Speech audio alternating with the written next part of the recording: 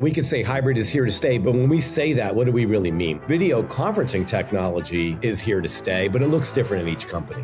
When you start purpose building a room for video conferencing, your table shapes are going to start to change, more angles on the tables. AV furniture is now part of the AV infrastructure. When done right, it improves performance, enhances the space, and creates a better experience. Hey everybody, welcome to the Smarter Spaces podcast. I am your host, Michael Trezza. We have a really cool episode in store for you today, all about designing with AV in mind. So what if the way we design our spaces is the key to unlocking better collaboration, deeper focus, and seamless hybrid experiences? As work and education evolve, so do the environments that we rely on.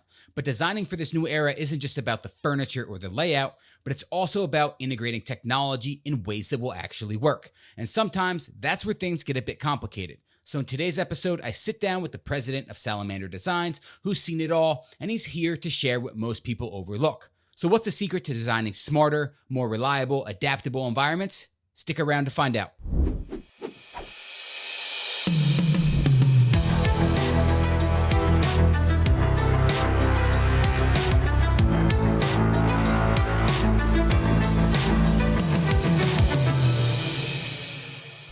Hi, everyone. Welcome back. Today, I am joined by Scott Srolas of Salamander Designs. He is the president of Salamander. For over 30 years, Salamander Designs has been passionate about designing and manufacturing innovative and high quality customizable furniture. So today, we will jump right in to talk a bit about that. Scott, how are you doing today?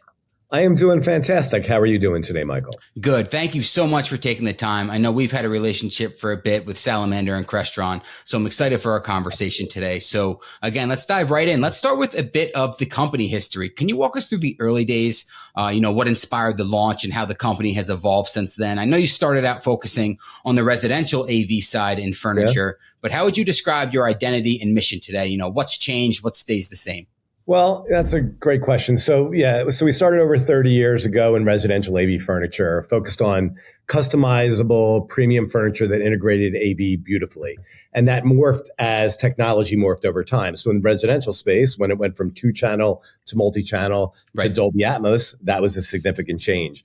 Where we are now is we're especially business to business furniture company serving both commercial and residential. We're design led, integrator friendly. Everything is built to order here in the USA. As a matter of fact, I'm sitting in our headquarters, which is a 90,000 square foot solar powered factory right outside of Hartford, Connecticut, in a town called Bloomfield. And where we really like to say that we're positioned is at the intersection of AV, architecture, and design. Right. That led me into my next point, right? So a lot of what you just mentioned, you're in a pretty unique spot in the industry because, as you mentioned, you're not just serving end users, you're also fielding input from integrators and the design build community. So in a way, you just mentioned you're at an intersection of all three. So what's it like to be, kind of that meeting point here? How do you balance those sometimes, competing priorities and perspectives, so to speak? Yeah, that can be a significant challenge. I mean, so we act as a translator and a connector, I would say. With integrators, it's the tech and the performance. How's the technology going to mount, cable management, and cooling, as an example. With designers, it's aesthetic and materials. What is the space that they're looking to put together, and how do they visually want it to look? And end user, it's usability and space goals. So we listen hard and design something that matches what it is that folks are looking for. So to give you an example, on a typical project, we'll take the technology bomb, the use case, and the aesthetic, and we synthesize that into the right salamander for that particular project, or multiple salamanders for that project. Right. That's truly being in the intersection. You kind of just described all 3 points there of, melding that together to find the perfect solution. So that's really cool and insightful. So the pandemic really accelerated remote work. And now we're seeing a mix of obviously hybrid and return to office models, a lot of stakeholders in play here. So from your vantage point, what trends are you seeing in terms of the design components of the workplace? Are companies leaning more into hybrid work? Is there a pushback to traditional office setups? How are you evolving, Salamander's product line to keep pace with these shifts? Great question. Well, it's challenging because there isn't one right answer. We could say hybrid is here to stay, but when we say that, what do we really mean? We have to define that. Hybrid being here to stay means that there's at least one remote participant per meeting. So whether you're a company that has a return to office 5 days a week, 4 days a week, 3 days a week, and you're truly hybrid, there's always going to be a remote participant that's going to come into that meeting. So video conferencing technology is here to stay, but it looks different in each company. And spaces need to be more purpose driven to get people back in when they're looking for return to office. So our response and how we look at it is modular furniture, using our soft seating when it comes to setting up different types of spaces. And then the fact that everything that we provide enables a quick installation without any construction. So you can go from zero to collaboration in less than a day, makes it really, really, really appetizing for all of the 3 stakeholder communities that we serve. Right. That's super interesting. It seems that, gone are the days of just local in-room connection. You seem to always, you always come into a space and, someone pops in the meeting last minute without briefing anyone ahead of time and say, oh, we need to dial in so-and-so, they're working from home today. So you always need to be able to accommodate that. And with that comes the furniture. And by the way, that person that they're looking to dial in may be 2 floors down. Right. May not be somebody that's actually truly remote. So you need to, when you think about it, if you go back 5-10 years ago, let's just say, video conferencing was more of a executive level type of a room that would get set up. It wasn't every room. There were still more rooms not video enabled than video enabled. Right. Whereas today, video conferencing is more of a utility. And it's a necessity that's needed in all rooms, whether it's a meeting space, small, medium, large, or in the open plan. You need to have a way for people to connect. Right. And, with that being said, we just talked about it a little bit. Room layouts are changing. So are you're seeing a move away from, some of those classic long conference table rooms, right? So what kind of layouts are becoming more popular, and why do you think that is? Is it because of just the hybrid work model? Well, I think the rooms are more purpose built for video conferencing. So when you start purpose building a room for video conferencing, your table shapes are going to start to change, more angles on the tables to be more camera friendly. Some semicircle type of tables and camera facing setups are in high demand. And AI video means visibility and framing matters more. So home-like aesthetics we're seeing, which works great for us at Salamander as we started on the residential side of our business. And there's a huge need for flexibility and reconfigurability. And there's some of the things that we're seeing as far as the room layouts, how they're changing. But you're really looking at, like I was saying earlier, you're looking at how many folks are we looking to bring in this room. And then, we can start to make recommendations around table shape, working with the other stakeholders on the project. The cameras that are going to be used, is single video bar? Is it going to be a multi-camera type of a setup? So all of those things go in to make the user, both remote and present, have a great productive session. Right. I mean, that's such a balance to strike there, right? Because you mentioned that there's layouts where everyone faces the display or camera, and you mentioned intelligent video. That almost means that at some point you're able to be on camera no matter where you sit. So I would present that kind of as a challenge for you guys to be able to have that furniture accommodate that. Because before it's just like, hey, you're in one spot and the camera, like you mentioned, a video bar is in front of the room. So you just need to have one piece of furniture that accommodates that one angle where everyone's facing a certain direction. But now you have everything coming from all over. So that's pretty unique to cameras, multiple screens, big screens, LED walls. We need to accommodate all of that. Right. You mentioned, in a way that there's a trend toward making users feel more like home in some of these situations, right? With soft seating, multi-level arrangements, or even lounge style setups. How are you guys responding to that need? Well, first and foremost, we started, as I mentioned, our business as a residential company, making products for, media rooms and home theaters. And we have all of those design aesthetics in our toolkit today.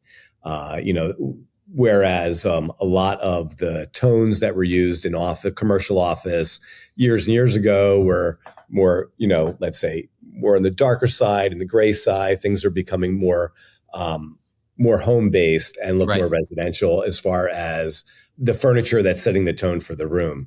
So it's emotional design with function is Right. how I would say it. And what we do at Salamander is exactly that. We deliver that every day. So how we set the tone for that is by using the palette that we have, working with the designers to make sure that we're matching that design aesthetic.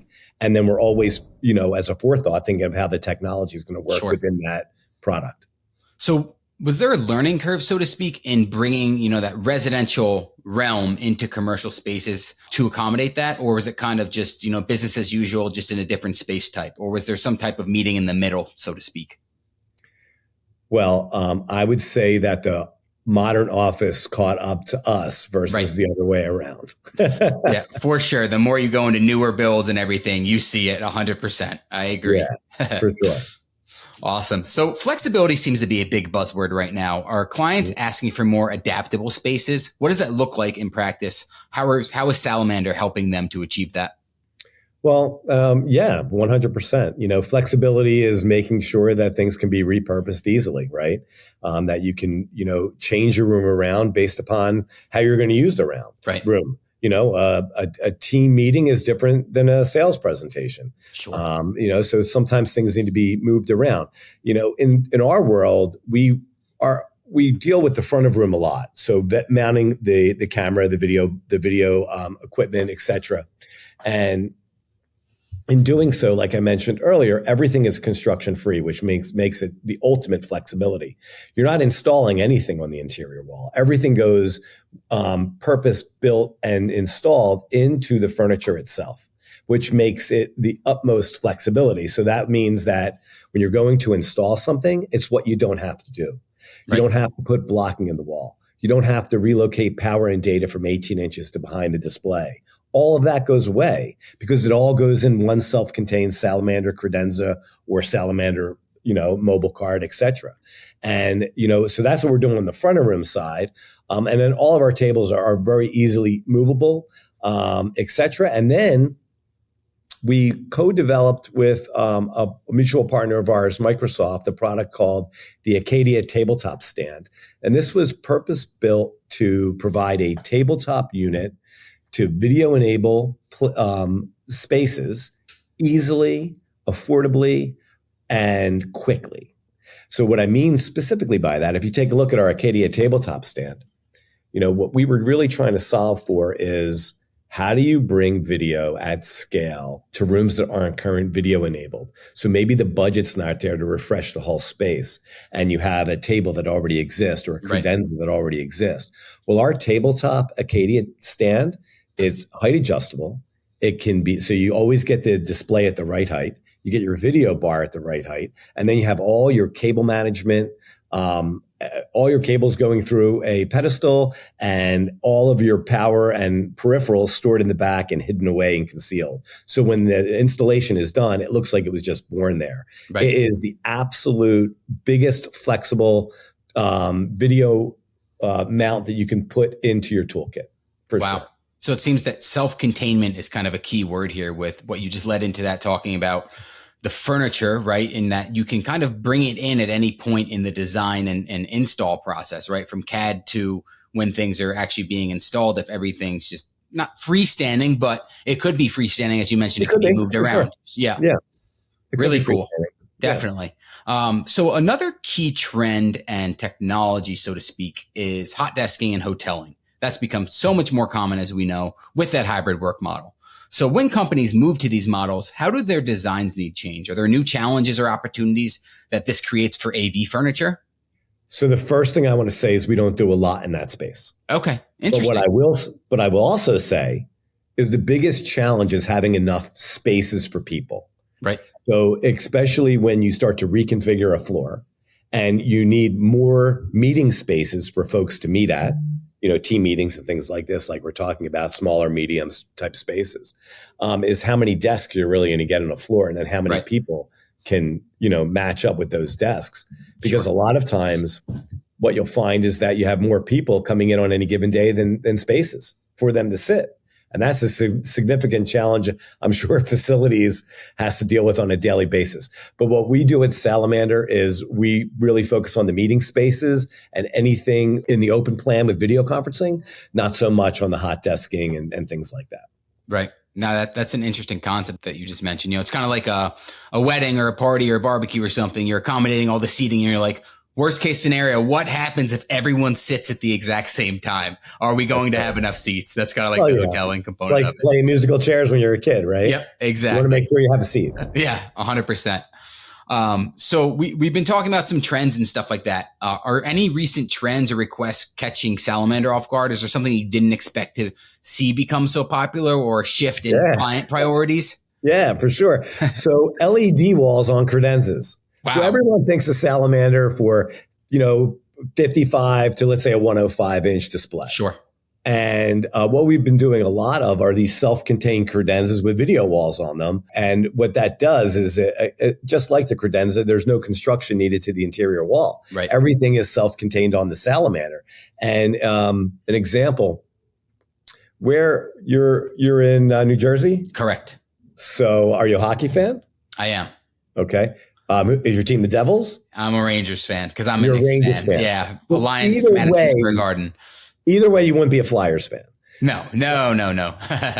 However, for the Flyers, we recently did 171 inch micro LED wall, LG micro LED wall on a cabinet for their training facility.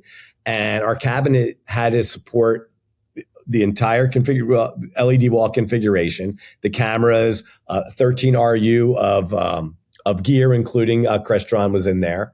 We had to match finishes, and we had to, design it, build it to order, and deliver it on time. And from our understanding, they were incredibly thrilled with the solution. It opened up for them a space that was not getting as much use, and now they're able to use it as a training room.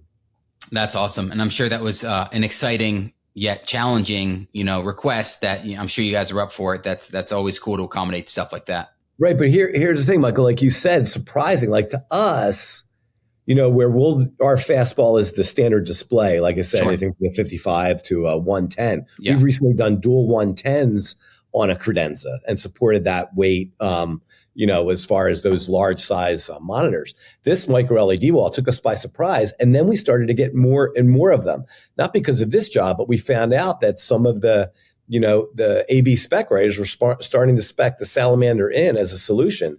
And that really did take us by surprise, but we're doing more of that every day now. That's all. Yeah. I mean, all it takes is one customer success story, right? So that's pretty cool to see that, come to fruition. So it seems that there's always been this debate. Is AV furniture just about hiding the technology, or is there something deeper at play, right? So why do you think the right aesthetic matters so much in these environments? Does it impact the people using the space, with their comfort? And obviously with that comes productivity, being in the hybrid work model, or even creativity. Yeah, no, I think it's about enhancing the performance and the experience. It impacts acoustics, ergonomics, and comfort. Right. And in with those three things, you're going to either have a really great meeting or not so great of a meeting. Sure. And we don't manufacture chairs. We have a partner for office chairs, but ergonomics is key. If you've ever sat in an uncomfortable chair for a period of time, Yep. you're going to have a great meeting. Right. No, you're not. Right. You need to be in a really comfortable chair. Sure. Camera needs to be at the right position from the finished floor to the center of lens, so the folks see you correctly. And you don't have any modesty issues. All of those things, along with the acoustics, go into a really great meeting. And furniture sets the tone. Like I was saying earlier, it's emotional design with function. Yeah, I think what you just mentioned goes so undernoticed until you get into a room. You're prepping for a 5-hour meeting, right? An all-day sales meeting, and you're sitting in an uncomfortable spot. The room layout's off for the technology accommodating the hybrid people. So then all of a sudden, their input isn't as perceived as it should be. And things kind of just go bad quickly in an environment like that. So I think everything coming together is so important. So leading into that, let's talk about some of the classic pain points in AV furniture design. I'll just rattle off some examples here. Electronic interference, poor ventilation, limited space for cable runs, audio issues, as you mentioned, like too many hard surfaces, some bad reverb, windows facing conferencing cameras, which we see a lot on conference calls with people, Are there still a lot of these challenges today? And how do you guys address those in your designs, if so? I mean, you should come, by the way, come to Salamander. We're at any time if you're driving up to Boston, we're a pit stop off of 84. Okay. And we'll give you a factory tour. Cool. But what you just said is what we live since we started the company. The checklist, right? And it's cable clutter. It's making space to hide the wires, making sure that there's wide wire channels, rear access, serviceability, those types of things. Integrate acoustic materials into your design, what you're doing. Making sure that you have proper storage and cooling for whatever products are going into let's say a cabinet. Right. We make cabinets 6 inches deep, 12 inches deep, and 21 inches deep. In each depth cabinet, even something as thin as 6 inches, we can vertically rack 2 RU per bay and cool it with a thermostatically controlled active cooling kit that has 4 different temperature sets. So if things start to get hot, it'll bring down the temperature and you'll never be disrupted in your meeting. In that limited depth, that's amazing. That's awesome. Yeah. So 2 RU per bay or door of the cabinet in a 6 inch, up to 5 RU per bay in a 12, and 13 RU per bay in a 21 inch deep. Wow. So all of what you just said is our middle name. It's really when we go to design a product, as I mentioned earlier, the technology integration is a forethought, not an afterthought. Sure, has to be. There aren't any field cutting when you're putting in a Salamander. We're doing all of that for you in our design and in our consultation with you to make sure that we're providing the right product for the use case. Right. I mean, you don't want to get in the room and be like, hey, this looks great, right? Looks really good. Then you start using the room and then those pain points come up. You want that to be mentioned, ahead of time and taken care of. And when it comes to hanging a display, we were the first company to put displays on credenzas. We were doing that 20 years ago in the residential space. And it's really worked nicely coming over to the commercial space. Yeah. I mean, because we know how prevalent it is in residential for sure. So pretty cool to see that translated over to the commercial side. So you guys also do a lot of custom work. Is there a project that stands out, especially challenging and unique? I know we just talked about the video wall trend, so to speak, that kind of caught you off guard. Is that kind of, one of the main projects, or is there another one that you can share a story behind it and what made it memorable? Sure. There's so many. Yeah, I figured. There's a lot.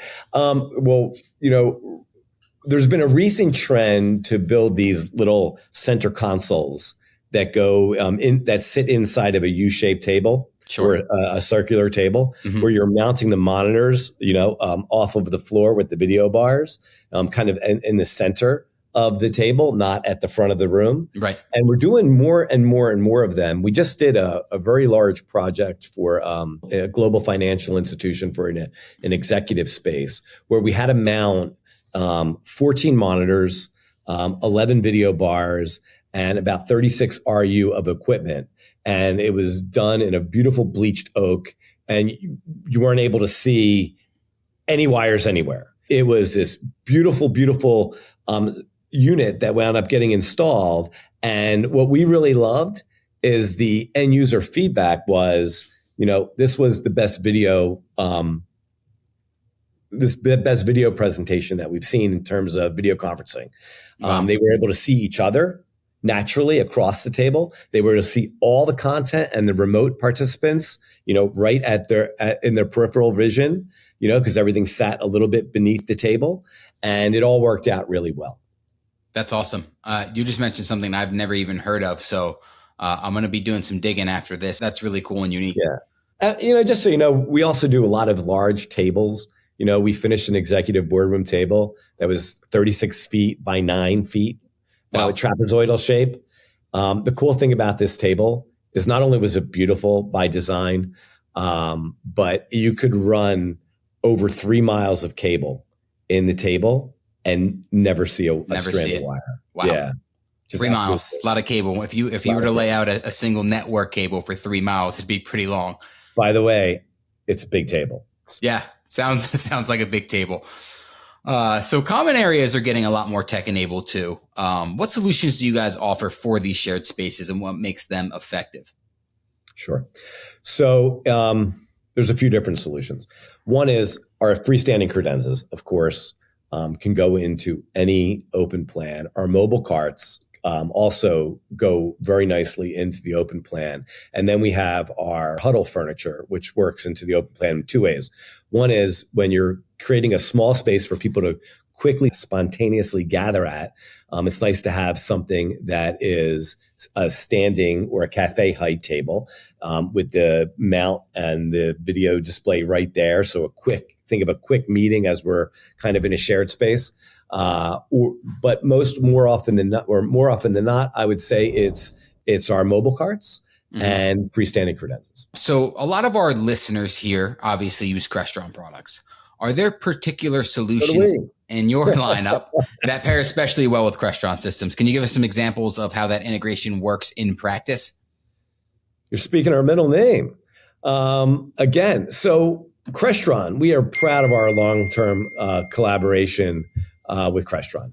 Our Unify tables, which you can see at salamandercommercial.com, were co-developed with your engineers that actually visited us 8 or 9 years ago to work with your flip tops, retractors, etc., so that everything can fit within our tables and have the proper depth, especially on those retractors, which need a lot of depth inside. Right. And you don't have to worry about seeing anything when you're walking into a room because we cover everything in this beautiful pedestal base. We also worked with Crestron to make sure that our racks and our credenzas, our carts, are Crestron optimized, proper rack spacing, thermal management, cable math, and wire access. And it works beautifully with a DM, NVX, a Flex, etc. So we're not just compatible. We definitely enhance that ecosystem. Sure. It sounds like things were designed to work together, which is important. It wasn't an afterthought. So that's really cool to see that. It's never an afterthought. Yes. It sounds like things are strategically done certain ways by design, which is awesome. So multi-camera and intelligent video solutions are changing the way that offices are designed nowadays, obviously. So from your perspective, right? We talked a little bit about it before with the multi-camera solutions and everything like that. How have these technologies influenced furniture design and room layouts? Is that the same concept of everyone needing to be seen, but then having the furniture accommodate that side of things now? Yeah, I mean, for us, it's very much the same, except that they're going to be putting cameras outside of the front of the room, then they need to put them on the sides or the rear of the room, depending upon the camera system that they're deploying at the time. But what we see most of the time is multi-cameras in the front of the room on one of our credenzas. Our booth, by the way, was right behind yours at InfoComm a few weeks ago. Yeah. And we had a beautiful 110 screen with two PTZ cameras on either side on a Salamander cabinet. All beautiful installed, and we're seeing a lot of installations like that. Now, once you go away from the front of the room and you're doing the sides or the back, we don't really have a product other than use the wall that's there to accommodate that at this time. But we're not seeing a lot of rooms being deployed that way. Right. We are seeing the trend going from the single video bar to the multi-cameras, but it's more multi-cameras front of room than we are seeing sides in the back, but we are seeing a little of everything. Sure. Yeah. So sometimes those side and back cameras are just, additional coverage, so to speak, where there's a view in the room like that, but it's not the prevalent main view there. It just captures the whole room, so to speak, kind of that bird's eye view, which obviously, wouldn't impact the decision-making for the furniture component of it. So finally, is there anything that we haven't touched on that you think is important for our audience to know? Are there any trends on the horizon, lessons learned, or advice for those designing their own spaces? You really asked the tough questions. Well, the first thing I'm going to say to you is I really appreciate you thinking of Salamander and having me today as your guest. Oh, appreciate you coming on, of course. Thank you. To answer your question, I would say that AV furniture is now part of the AV infrastructure. And when done right, it improves performance, enhances the space, creates a better experience. That's where Salamander lives. And we're proud to be partners with companies like yours, Crestron, to enable these great spaces to have all this tech so people can be really productive and have not only productive, but fun meetings, hopefully fun meetings. Right. Yeah. Hopefully fun meetings. No, that's awesome that you guys can design, implement to accommodate, a little bit of everything, which is really cool. So again, Scott, thank you so much for coming on. This has been a blast. I hope you enjoyed this conversation as I did, definitely. Absolutely. Thank you again for having me, Michael. Of course. Everyone, thanks for tuning in to another episode of the Smarter Spaces podcast. If you enjoyed today's episode, please subscribe and leave us a review. And for more resources and updates, visit Crestron.com. Follow us on all social media platforms, and we appreciate you listening. We'll catch you next time. Take care.